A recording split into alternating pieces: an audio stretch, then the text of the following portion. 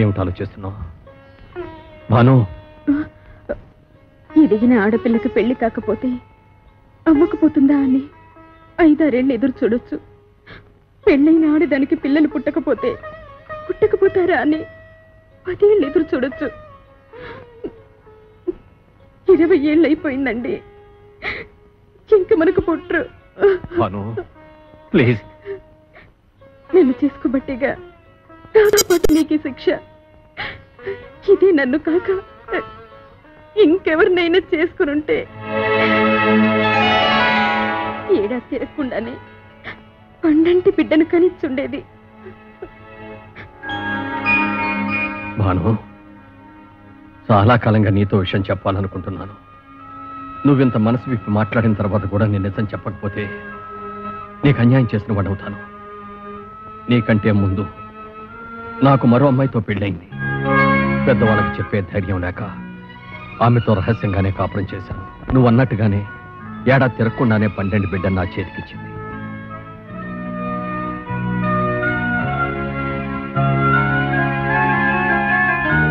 జనకి, పాప చక్కగా ఉంది కదూ?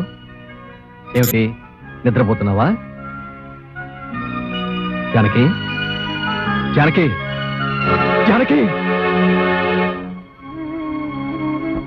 అప్పటి నుంచి నా బిడ్డ ఓ అనాథలా పెరిగింది. ఆ రోజు నుంచి అప్పలకొండ ద్వారా దాని అవసరాలు తీర్చగలిగానే కానీ ఏ రోజున దాన్ని ఎదురుగా పడి నేను నిన్ను కన్న తండ్రినమ్మా అని చెప్పలేకపోయాను.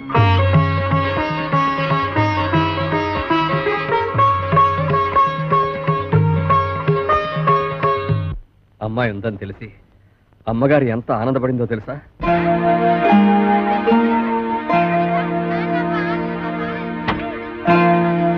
నమస్కారం అండి, బాగున్నారా? బాగున్నానమ్మా. మా కాంచనమ్మ గారు పిలుస్తానండి.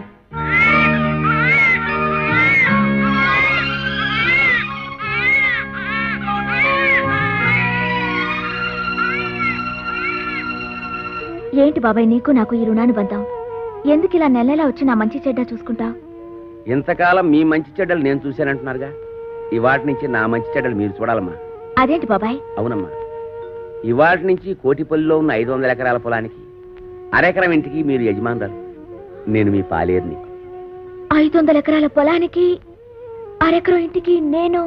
అవునమ్మా, పట్నంలో ఇంకా మీకు కోట్లాది రూపాయల ఆస్తిపాస్తులు ఉన్నాయి. ఏంటి బాబాయ్ నువ్వు అనేది? నిజమమ్మా. ఎవరు మీరు? నాకు పుట్టిన అందాల కోకిల పిల్లని పెంచటం చేతగాక కాకి కూట్లో వదిలేసి పారిపోయిన పిరికి తండ్రినమ్మా నేను. చనిపోయిన తర్వాత తల కొరివి పెట్టడానికి కొడుకులు, కన్నీళ్లు పెట్టడానికి కూతుళ్ళు కావాలంటారు. నీకు ద్రోహం చేసిన ఈ తండ్రిని క్షమించి ఇంటికి రాగలవమ్మా?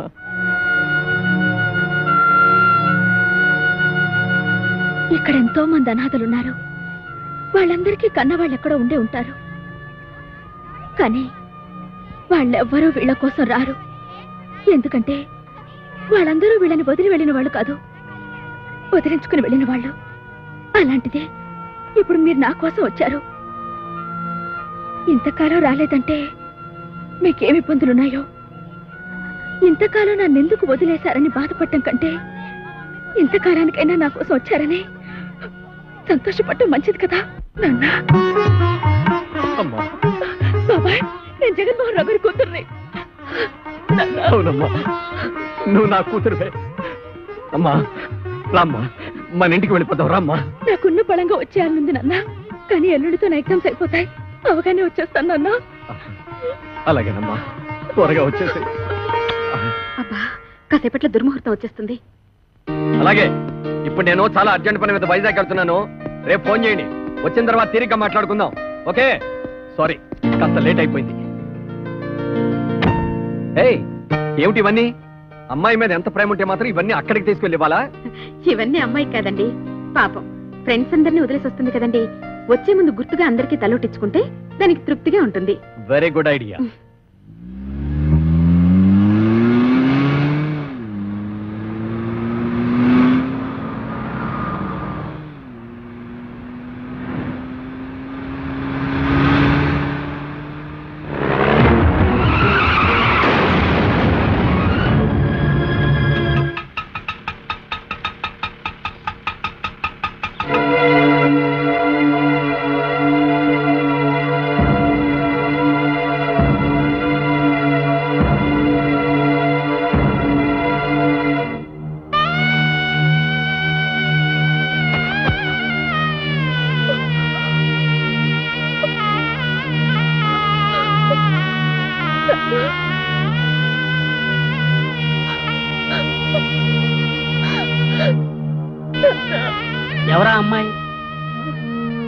ఆయన కూతురా?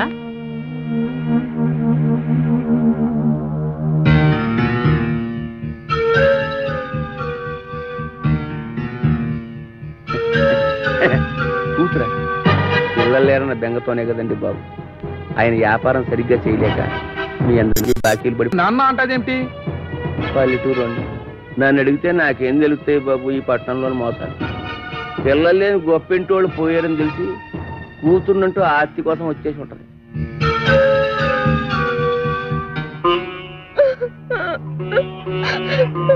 ఎవరమ్మా నువ్వు?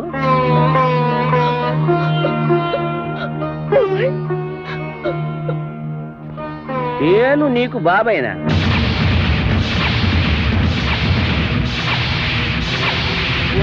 నన్ను బాబాయ్ అంటే అన్నావు గానీ ఎవరిని పడితే వాళ్ళని నాన్న అని మాత్రం అనకు.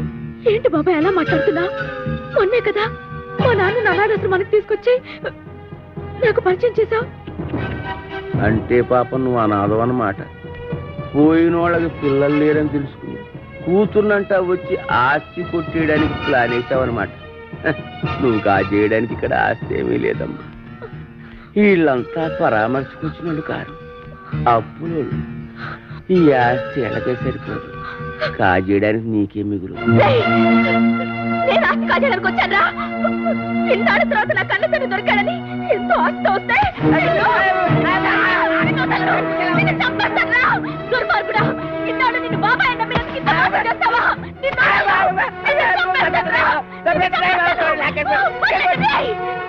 మానవత్వం లేదురా. నీది ఒక బ్రతికేనా? నువ్వు ఇంటి దుర్మార్గుడు అనుకోలేదు.